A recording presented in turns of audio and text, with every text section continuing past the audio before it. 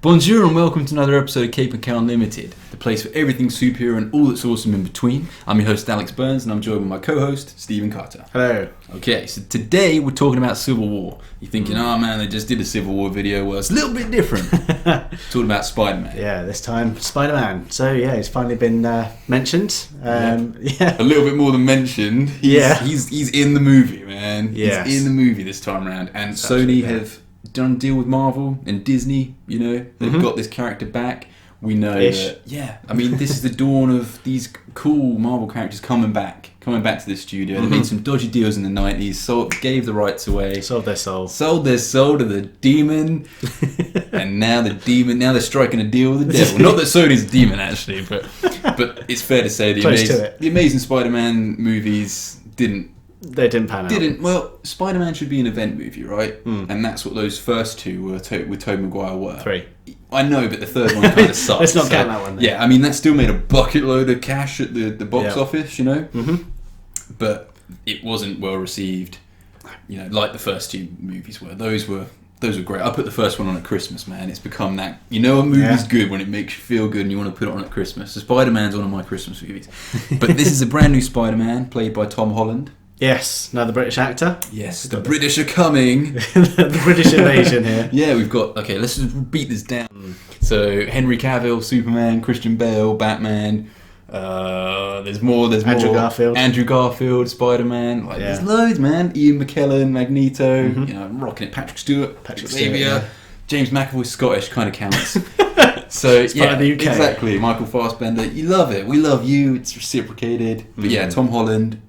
Young dude, he's been in some movies. But the important thing is Spider-Man's back. So here we go.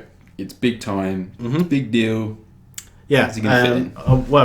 Well, first of all, Tom Holland back in the seat there. I mean, he's a lot younger than what we've seen before. We've always seen sort of 30-something actors playing Spider-Man before. I don't think he was that old. Tobey Maguire was like... What was he in the first one? He was in his 30s. Andrew Garfield is old man, though. I didn't realise how old he was. I thought that was crazy. Yeah. You know, I wasn't the biggest fan of him, but that's the conversation for another time. I felt the same about Tobey Maguire. It's good to see someone who's at least closer to the age. He's 19, is he? Is it closing in on his 20s? He's very young. He's very young. I know, but obviously the Peter Parker's going to be like 17, isn't he, or something like that? Well, he was 15 when he started out. So the fact that he's just like primary sort of high school age. Tom Holland's a slight guy. He could play younger. And I like that he's not, you know, one of those young, super attractive guys. Like you can tell he wouldn't get in One Direction anytime soon or anything like that. You know, I like that he's nerdy. Yeah, you know, he looks like he could be a nerdy Spider-Man. Yes, I mean that's the good thing about this film. Like Spider-Man is a 15-year-old boy. Essentially, and they are essentially rebooting the character again. Spider boy. Okay, so he's been on the scene for about a year, and it's great. I've heard some people moaning about the fact that we've seen older characters play him and they're used to that, but get over it. It's time for something new. It's going to be cool as well because he's a boy, man. So we don't have any kid superheroes in the Avengers, right? They're all. Right. I think the youngest they've gone is like Quicksilver and Scarlet Witch, and even they weren't super young. You know, they were young, but. It would be great because you've now got a boy hanging out with like Iron Man and Captain America who's like 100 years old, you know, and Thor, you know, so it's cool. They're really going to capture, I think, the magic of those very early Avengers books. Whenever they'd meet up with Spider-Man, it was like, you know, that cover where he's lifting them all up to test his strength. Yeah. And it's like he might get stronger one day. Do you know what I mean, sort of thing. So that would be cool. I'm looking forward to seeing that dynamic where he's very much. In awe of these heroes because he's just starting out. Yeah, he could be sort of very starstruck, especially when he sees like Tony Stark or something like that. Doesn't know how to handle himself. But it's one of those interesting dynamics. We really don't know much about this character at all. They're really keeping this card close to their chest now. We've heard that he's going to be featuring quite prominently in the film. So it's not just someone who's going to sort of crawl up a wall and wave to the camera and then swing off again. Swing off. See me in my solo movie, hold up a sign with the release date, you know, or do it in web in the background or something. Yeah, exactly. I mean, I think what might be quite cool is if he's like sneaking around trying to like capture the Avengers. You know how he likes to take pictures of stuff while it's happening. Imagine if he was like, trying to get a sneak on the inside. Cause, so we get the photographer Peter Parker. Yeah. I'd like that to come back because they've always incorporated it into the movies, but I really like that aspect to his character. I like that that's a very sort of tried and true method of he earns his money by taking pictures of himself in action, and that's how he gets by as a freelance photographer. It would be cool because there's been talk about him having a bit more of a street level design suit at first, and then getting into a different suit made by Tony Stark later. So I believe, most of us have seen the leaked photos of what it might be of what the suit might look like, and this might be the homemade version. What they might have looked at, whether they're real or not, remains to be seen. Spider-Man suits are cool, but there's nothing. He's got like the best costume in comics. Spider-Man. Most recognisable. It's just like.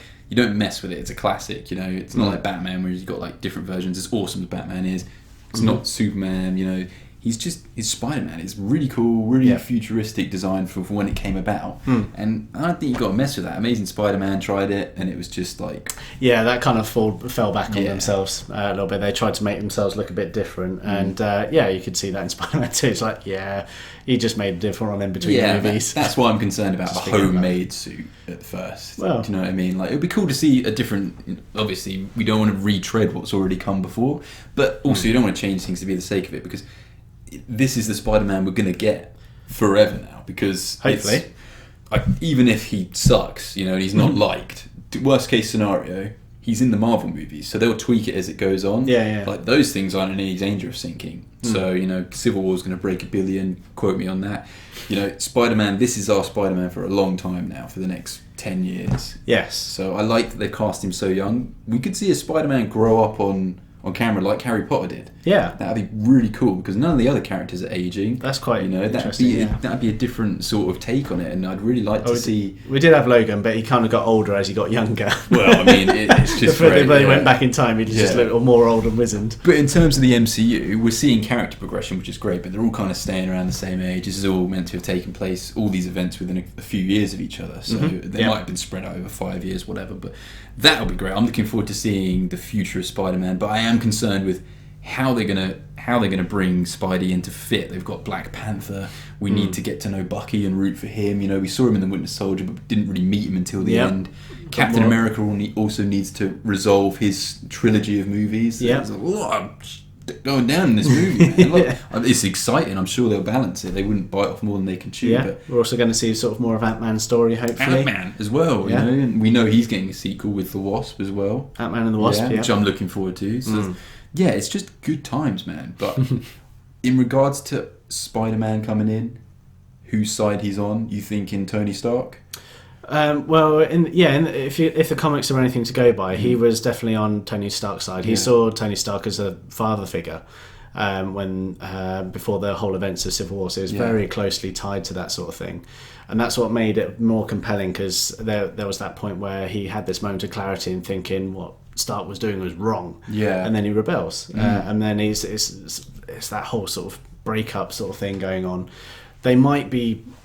With the film, I think they're just going to focus more on the whole Stark versus Cap definitely. thing. That's the important relationship. Yeah. And obviously there's a very crucial thing in the comics where Spider-Man reveals his identity publicly as well, which got a lot of people sort of irate as well and things like that. But I hope that they don't go along that route, because it's getting to that point where no superhero has a secret identity in this universe now. And you kind of want, it'd be nice to see someone keep being it. a superhero. Yeah. What I've literally just thought of is, imagine like you've got a Spider-Man watching from the background in his homemade stuff, and when they say about later on, the big rumours going around, Tony Stark designed him a new suit. Yes. What if Tony Stark designed him a new suit in like the last scene of the movie as an off-the-cuff remark? Once the dust has settled, it's just like, I got you a new suit, because what you're wearing was rubbish, And that'd be kind of cool if you had a Spidey who was always sort of creeping out of frame, like in the background of stuff, and it sort of made you wonder what's going on. And if he was just sort of observing and wondering,